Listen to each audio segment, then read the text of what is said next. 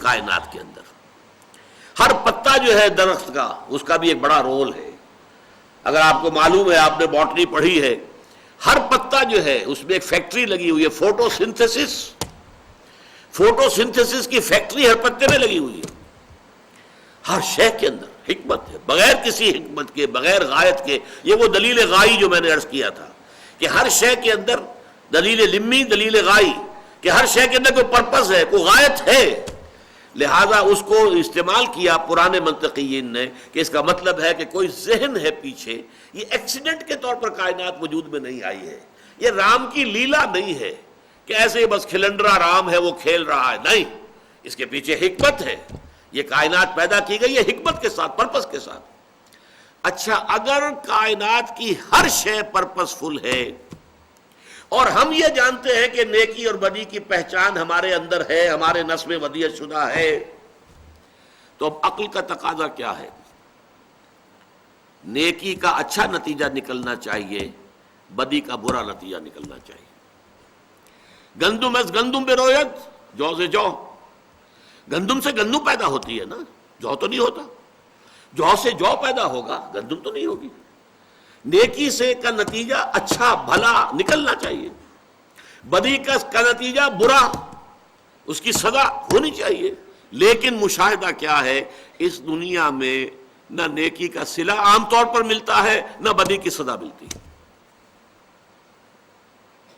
حرام خور عیش کر رہے ہیں, ان کی عزت ہے. آج تو کم سے کم یہ ہو گیا معاملہ, پہلے کم سے کم یہ تھا ہمارے معاشرے میں حرام خوروں کی عزت نہیں ہوتی تھی.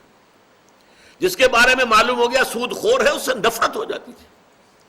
ایک صاحب نے, ہاشمی صاحب تھے کہ جو حیدرآباد دکن میں وہ head of the department of economics رہے تھے, پھر یہاں کراچی میں آ کر ہو گئے. تو ہمارے محاضرات قرآنی میں ایک مرتبہ کراچی میں آئے, انہوں نے کہا کہ مجھے خود یاد ہے ہمارے بچپن میں حیدرآباد دکن کا ماحول یہ تھا کہ جس شخص کے بارے میں یہ معلوم ہو جاتا کہ یہ سودی معاملہ کرتا ہے, اس کے سائے سے بھی لوگ اس طرح ہٹتے تھے, بچتے تھے جیسے بھنگل کے سائے سے بچتے تھے. اب آج کل آپ بھنگل کا تصور کر نہیں سکتے. یہ گھروں میں تو لگے ہوئے ہیں آپ کے فلش, وہ جو آتی تھی بیچاری سارا گند آپ کے جو ہے وہ پاخانے میں سے اٹھا کر لے کر جاتی تھی, ٹوکری کے اندر کیا ہے, گند. اب آپ اگر دیکھیں گے کہ بھنگل جا رہی ہے تو ذرا فاصلے پر رہیں گے کہ نہیں رہیں گے. بالکل اس طریقے سے انہوں نے کہا کہ سود خور سے لوگ اس طرح بچتے تھے جیسے بھنگل کے سائے سے بچتے. آج کیا ہے, منکر معروف بن چکا ہے, اب ہر شخص کر رہا ہے. یہ حرام خوروں کے لیے آج عزت ہے. معلوم ہے کہ ان کے پاس ساری دولت ہیروئن کی ہے یا اسمگلنگ کی ہے, لیکن پھر بھی بڑا آدمی ہے, سلام تو آپ کریں گے اسے. کیا پتا کوئی کام پڑ جائے اس سے, اور نہیں تو اس کے شر سے بچنے کے لیے اسے سلام کرو, گردن جھکاؤ.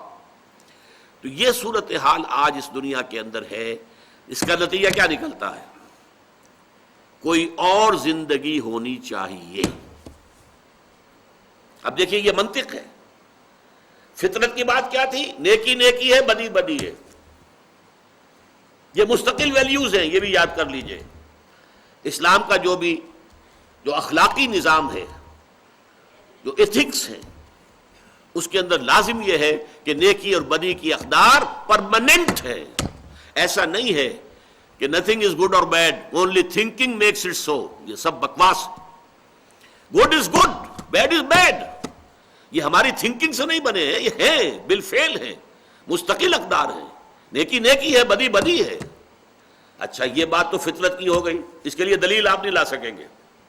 جو فطرت کی بات ہے اس کے لیے تو بس فطرت کے اندر جھانکیے, آپ کو محسوس ہو رہا ہے کہ واقعی نیکی نیکی اور بدی بدی ہے. ہاں بات دل یہ کہتا ہے, بس ٹھیک ہے. نہیں تو کوئی دلیل آپ نہیں بنوا سکیں گے. دلیلیں دیں گے تو اس میں آپ کا اپنا یقین شاید مزمحل ہو جائے. اب اگلی بات کیا آئی؟ اس کائنات میں کوئی شے بیکار نہیں. ربنا ما خلقت ھذا باطلا, بیکار بنایا ہی نہیں تو نے. یہ حق کے مقابلے میں باطل آتا ہے, اور عبث کے مقابلے میں ایک ہے حق, جو چیز پرپس فل ہے, نتیجہ خیز ہے. ایک عبث, بیکار. افحسبتم انما خلقناکم عبثا وانکم الینا لا ترجعون, کیا تم نے یہ سمجھا ہے کہ ہم نے تمہیں بیکار پیدا کیا اور تم ہماری طرف لوٹائے نہیں جاؤ گے؟ اگر یہ جزا و سزا نہیں ہے تو تمہیں کائے کے لیے پیدا کیا ہم نے؟ حیوانوں میں نیکی اور بدی کا شعور نہیں ہے. دے لیو آن انسٹنکٹس، ان کے تو صرف یہ حیوانی جبلتیں ہیں، جبلتوں پر چل رہے ہو، کوئی نیکی اور بدی کا کوئی تصور نہیں ہے. تمہارے اندر ڈالا ہے یہ تصور، فَأَلْهَمَهَا فُجُورَهَا وَتَقْوَاهَا، یہ تقویٰ اور فجور کا علم تمہارے اندر الہامی طور پر ودیت کیا ہے. اس کا نتیجہ کہاں نکلتا ہے؟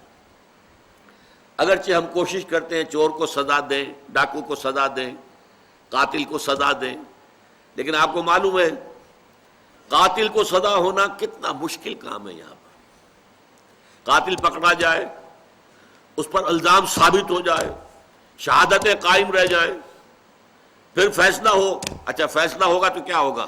سولی چڑھا دیں گے؟ آپ یہی کریں گے؟ فرض کیجئے ایک بوڑھے شخص نے ایک جوان انسان کو قتل کیا ہے. بوڑھا آدمی کھا پی چکا، زندگی گزار چکا، اس کے بچے اپنے اپنی جگہوں پر پہنچے ہوئے ہیں. وہ جوان جو ہے، اس کے چھوٹے چھوٹے بچے ہیں، اس کی نوجوان بیوی جو ہے بیوہ ہوئی ہے.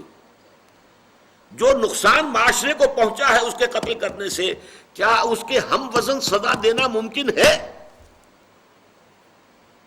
یہ چھوٹے چھوٹے بچے جو یتیم ہوئے ہیں، ہو سکتا ہے کہ باپ کا سایہ سر سے اٹھنے کی بنا پر ان کی تربیت نہ ہو پائے، یہ غلط راستوں پر بڑھ جائیں.